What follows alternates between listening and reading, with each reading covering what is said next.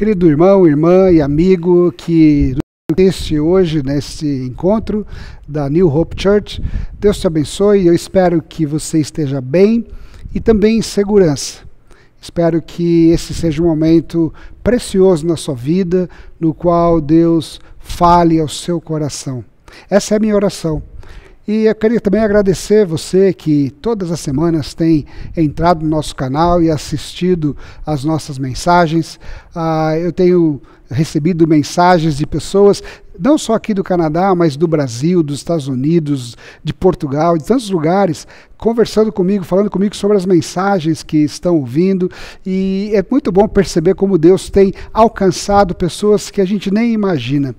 Por isso é muito importante que você que está assistindo agora essa mensagem e tem gostado dos nossos encontros, que você se inscreva no nosso canal e que você nos ajude a divulgar essas mensagens para que elas alcancem mais e mais pessoas ao redor da nossa cidade, do nosso bairro e também, quem sabe, ao redor do mundo. Pessoas que estão espalhadas, brasileiros espalhados por todos os cantos desse mundão aqui. Então, se você puder fazer isso, se inscreve no nosso canal e também divulgue essas mensagens para que outras pessoas sejam abençoadas. Queria começar com uma oração. Vamos orar. Senhor, nosso Deus, nosso Pai, nós te louvamos e eu lhe peço agora que o Senhor fale conosco através desta reflexão. Em nome de Jesus. Amém. Certa vez alguém perguntou para o C.S. Lewis por que o justo sofre? E ele respondeu: eles são os únicos que podem suportar o sofrimento. O sofrimento faz parte da nossa vida. E hoje nós vivemos tempos difíceis de muito sofrimento. Enfrentamos uma pandemia que diariamente vem ceifando a vida de milhares de pessoas ao redor do mundo. Estamos prestes a enfrentar a maior crise econômica mundial dos últimos 100 anos. Convivemos constantemente com racismo e a violência com que esse tipo de racismo e violência que acabaram vitimando George Floyd nos Estados Unidos, o jovem João Pedro no Rio de Janeiro e tantas outras pessoas ao redor do mundo que são vítimas do racismo e da violência. Assistimos perplexos à crise de refugiados na Síria, a fome na África, os conflitos políticos em Hong Kong e as ameaças à democracia no Brasil e tantas outras mazelas em nossa sociedade. Tudo isso revela de forma concreta que algo muito errado está acontecendo ou existe com a humanidade. O grito de agonia de George Floyd dizendo "I can't breathe" ou "eu não consigo respirar", tem se tornado também o grito de muita gente que é sufocada pela violência, pela discriminação, pela difamação, por fake news, pela dor da morte de um ente querido que foi vitimado pelo coronavírus, ou até mesmo pelo descaso daqueles que deveriam nos proteger. Quando somos atingidos por essas situações, é como se o chão estivesse se abrindo bem debaixo dos nossos pés e tudo começasse a colapsar. E a pergunta que muitas pessoas fazem, mesmo que seja apenas lá no íntimo dos seus corações, é a mesma pergunta que o rei Davi faz na introdução do Salmo 22, que diz assim: Deus meu, por que me desamparastes? Por que se acham longe de minha salvação as palavras do meu bramido? Deus meu, clamo de dia e não me respondes. Também de noite, porém não tenho sossego. Nesse salmo, Davi declara a sua angústia diante do sofrimento, da dor e da impotência frente às adversidades e a sensação que ele sente de que Deus o havia desamparado. O Salmo 22 faz parte de uma coleção muito especial que também engloba o Salmo 23 e 24, todos de Davi. Neles, de maneira incrível, Davi parece estar falando do próprio Jesus, mesmo tendo vivido mais de 1000 anos antes de Cristo. Alguns teólogos percebem nitidamente que o rei Davi é uma espécie de tipologia de Jesus, ou seja, uma imagem antecipada de aspectos que posteriormente foram vistos de maneira perfeita em Jesus. É incrível notar como Davi usa muitas expressões poéticas para representar o seu imenso sofrimento, mas essas palavras se tornaram literalmente verdadeiras no sofrimento de Jesus Cristo pelas mãos de seus inimigos. Basta lembrarmos que uma das últimas palavras de Jesus na cruz foi a mesma: Deus meu, por que me desamparaste? De maneira objetiva, a experiência de Davi com Deus em meio ao sofrimento, guardada todas as proporções, aponta para a experiência de Cristo na cruz. Na sequência do Salmo, Davi verbaliza a sua aflição. E na medida que ouvimos o seu gemido de dor, temos a nítida impressão que essas palavras se aplicam também ao próprio sofrimento de Jesus na cruz. Davi diz, versículo 6, mas eu sou verme e não homem, opróbrio dos homens e desprezado do povo. Todos os que me veem zombam de mim. Afrouxam os lábios e maneiam a cabeça. Confiou no Senhor, livre-o ele, salve-o, pois nele tem prazer. Versículo 11. A tribulação está próxima, e não há quem me acuda. Muitos touros me cercam, fortes touros de Bazã me rodeiam. Contra mim abrem a boca, como faz o leão que despedaça e ruge. Derramarei-me como água, e todos os meus ossos se desconjuntaram. Meu coração faz-se como cera, derreteu-se dentro de mim. Secou-se o meu vigor como um caco de barro, e a língua se me apega ao céu da boca. Assim me deitas no pó da morte. Cães me cercam, uma súcia de malfeitores me rodeia. Transpassaram-me as mãos e os pés. Posso contar todos os meus ossos? Eles me estão olhando e encarando em mim. Repartem entre si as minhas vestes, e sobre a minha túnica deitam sorte.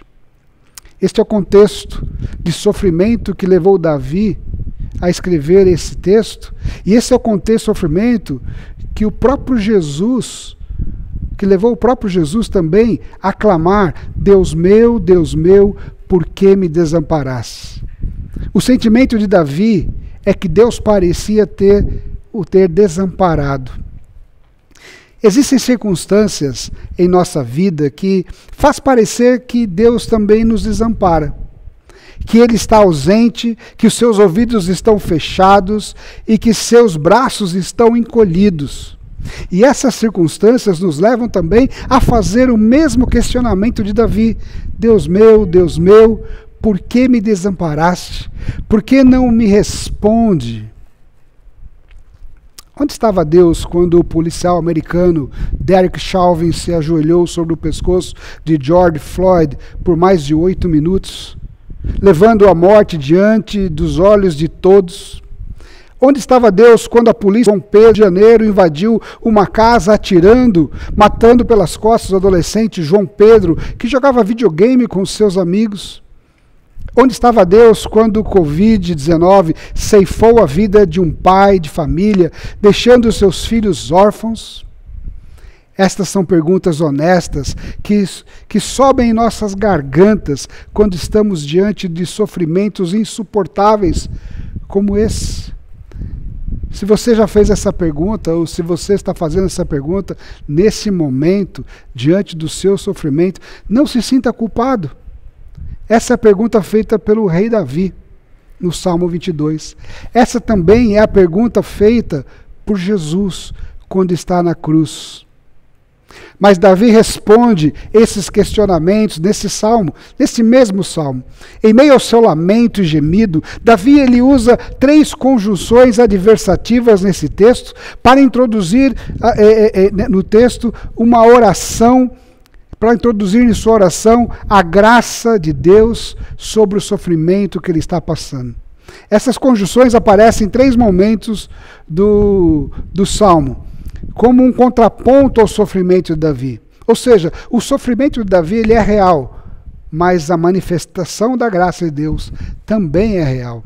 Aquilo que Davi diz é a resposta para a pergunta: onde estava Deus quando o sofrimento se abateu sobre ele?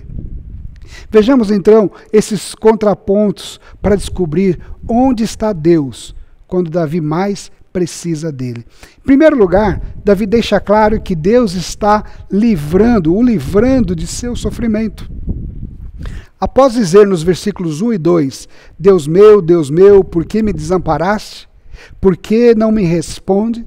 No versículo 3, Davi diz: contudo, tu és santo, entronizado entre os louvores de Israel. Nossos pais confiaram em ti, confiaram e os livraste. A ti clamaram e se livraram, confiaram em ti e não foram confundidos. Mesmo os seus sentimentos sendo de angústia e a sua sensação sendo de abandono, Davi toma a decisão de se apegar na convicção de que Deus está no controle, que Deus é entronizado entre os louvores de Israel.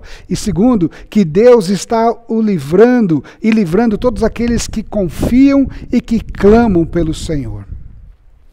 Em segundo lugar, Davi deixa claro que Deus também está preservando a sua vida, apesar das circunstâncias terríveis que o cercam. Após dizer nos versículos 6 a 8 que se sentia como um verme diante da zombaria de seus inimigos e da opressão que sofria, no versículo 9 Davi diz: contudo, tu és quem me faz nascer, e me preservaste, estando eu ainda no seio da minha mãe. A ti me entreguei desde o meu nascimento, desde o ventre de minha mãe, tu és meu Deus. Não te distancies de mim, porque a tribulação está próxima, e não há quem me acuda. Davi reconhece que Deus tem preservado a sua vida desde quando ele estava no ventre da sua mãe. Por isso, em meio ao sofrimento, ele se entrega nas mãos de Deus e confia que Deus continuará preservando a sua vida. E por fim, Davi deixa claro que Deus está socorrendo, e Deus o está socorrendo em suas tribulações. No versículo 19, após escrever o seu sofrimento, como o próprio sofrimento de Cristo na cruz, ele diz: tu, porém, Senhor, não te afastes de mim, força minha, apressaste em socorrer-me. Livra a minha alma da espada e das presas do cão, a minha vida. Salva-me das fauces do leão e dos chifres dos búfalos. Sim, tu me respondes. Davi reconhece que Deus é a força dele, sempre presente, respondendo às suas orações, mesmo quando ele não é capaz de enxergar ou sentir a presença de Deus, ele sabe que Deus é o seu socorro em meio às tribulações. Diante da convicção de Davi, ele conclui esse salmo com louvor e adoração, deixando claro que esse amor de Deus, essa providência, essa salvação, esse cuidado, eles estão disponíveis para todas as pessoas, não apenas para Israel, para o povo de Deus no Antigo Testamento. Por isso ele diz, lá no final do Salmo, que o Senhor será adorado na família, versículo 22. Ele também diz que o Senhor será adorado na comunidade, versículo 23, 26. Que o Senhor será adorado nas nações, 27 a 29, e que o Senhor será adorado, inclusive, e por toda a eternidade, versículo 30 e 31. Queridos, onde estava Deus quando Davi se sentia esmagado por seus sofrimentos? Onde estava Deus quando George Floyd era sufocado até a morte? Onde estava Deus quando João Pedro foi atingido pelas costas com um tiro de fuzil? Jesus, o Deus encarnado, estava na cruz, tomando sobre si as nossas dores. Jesus, o Deus encarnado, estava na cruz, sentindo em seu próprio corpo a dor de Floyd, de João Pedro, a minha dor, a sua dor, a dor de Davi, a dor que nós sentimos quando somos vítimas da violência, da injustiça, da maldade, da dor, da morte. Jesus, o Deus encarnado, estava na cruz, nos salvando dessa violência, nos salvando da injustiça, nos salvando da morte, salvando da morte todos aqueles que estão sujeitos a essas tribulações. Jesus, o Deus encarnado, estava na cruz, conquistando a salvação e a vida eterna. Jesus, o Deus encarnado, estava na cruz consertando tudo que está errado nesse mundo e na vida humana e abrindo portas de um novo céu e de uma nova terra. Um novo céu, uma nova terra, onde George Floyd agora respira livremente, sem sofrer a opressão do racismo, onde João Pedro agora pode jogar o videogame com seus amigos, sem medo da polícia, onde meu pai, que morreu por causa de um câncer, agora tem saúde plena, onde a ordem da criação é restaurada e nós desfrutaremos da presença consoladora de nosso Senhor Jesus Cristo. Sofremos nessa vida porque fomos criados para um outro lugar que ainda não conhecemos, mas Jesus já preparou o caminho para alcançarmos o nosso verdadeiro lar. Ele é o caminho, Ele é a verdade, Ele é a vida.